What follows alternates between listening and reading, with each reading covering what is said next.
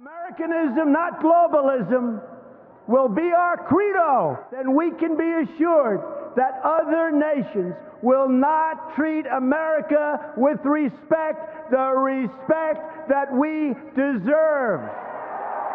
What is up, people of the internet? It is me, Real American Politics, back in with a new video, and today we must discuss one of the most misunderstood Republican primaries happening this Tuesday. Now, I know usually I would shill for the live stream and stuff, but the live stream is not up just yet, but it will be soon. And yeah, so no shilling today for the live stream. But before we get into today's video, I hope you enjoy these type of videos. If you do, smash that like button down below, subscribe, share with your friends, hit the little bell, and yes, of course, go follow that mysterious Twitter account in the description down below. And yeah, so folks, it is time that we do or I guess you could say my final full video on the Georgia gubernatorial race. I know, I'm going to be doing a final prediction on Monday and all that stuff, but this is the last video solely focused on this race. This is an interesting race, very misunderstood by a lot of people, and I gotta expose some stuff because there's some nonsense going around about, oh, this, and this, orange man mad, and all that stuff. So let's get right into it, folks. Now, before we get into the data side of like where this election we won and stuff, there is a couple narratives that are just going around that's complete garbage. So for one, no, Perdue's campaign has not given up.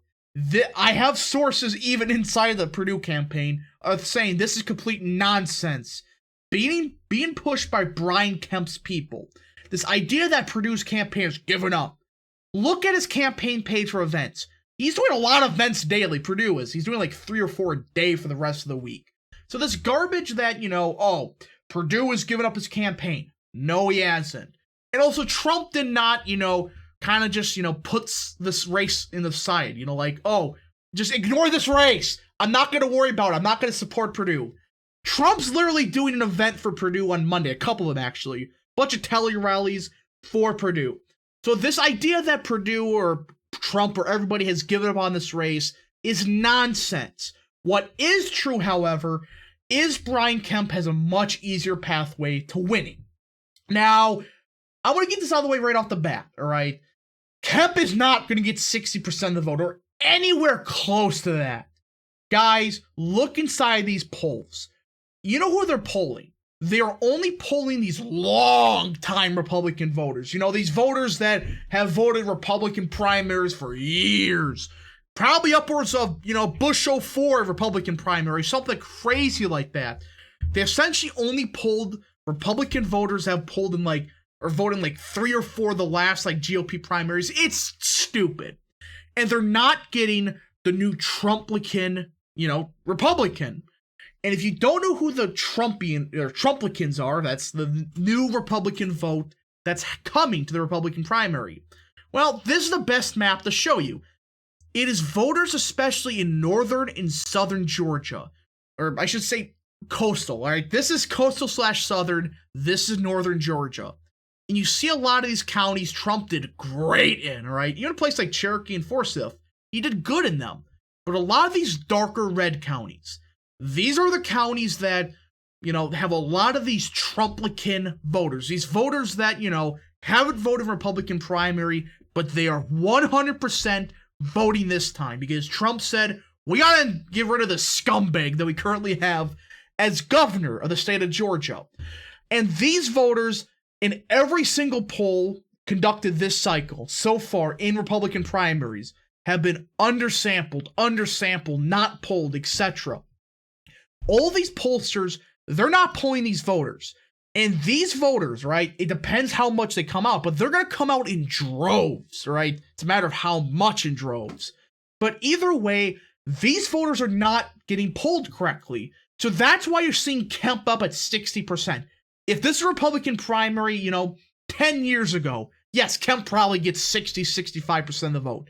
But this isn't the same party. There's a lot more rural working class voters, especially in northern and southern Georgia.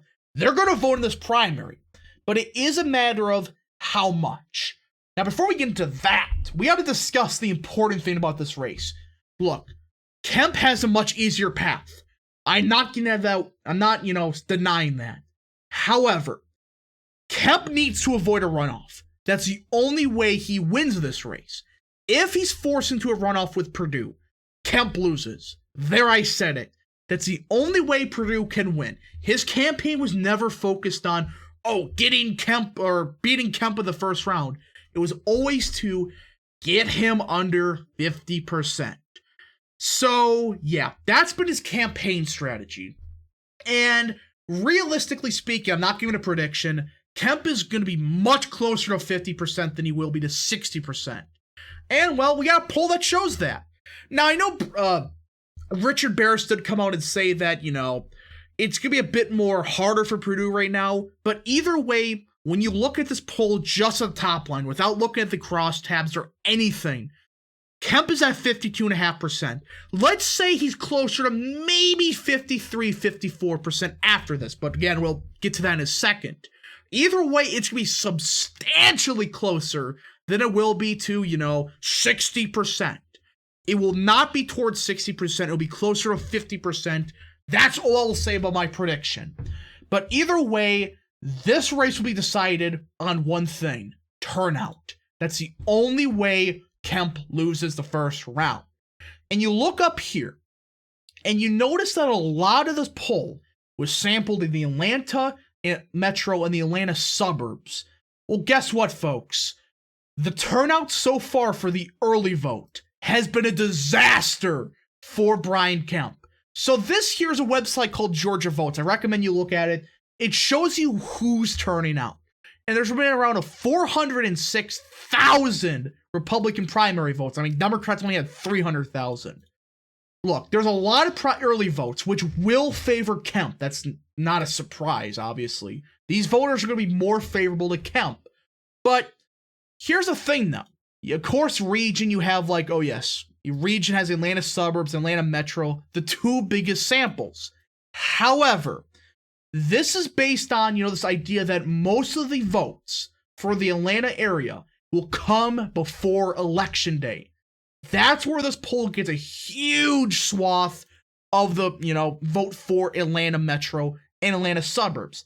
They're not going to get that many votes for Election Day compared to the rest of the state, i.e. coast/central. So again, we go back here. All right. So the Atlanta suburbs, Kemp is at 60%. Here's the problem. Let's just look at votes. Let's just look at total votes. Let's go to Cobb County. This is the biggest Atlanta suburb county. Well, I guess you could say Gwinnett. All right, let's go to Gwinnett County.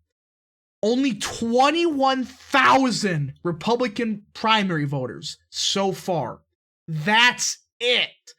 This is the part of the state that Kemp needs to run up the early vote totals. He only had 21,000 early votes here.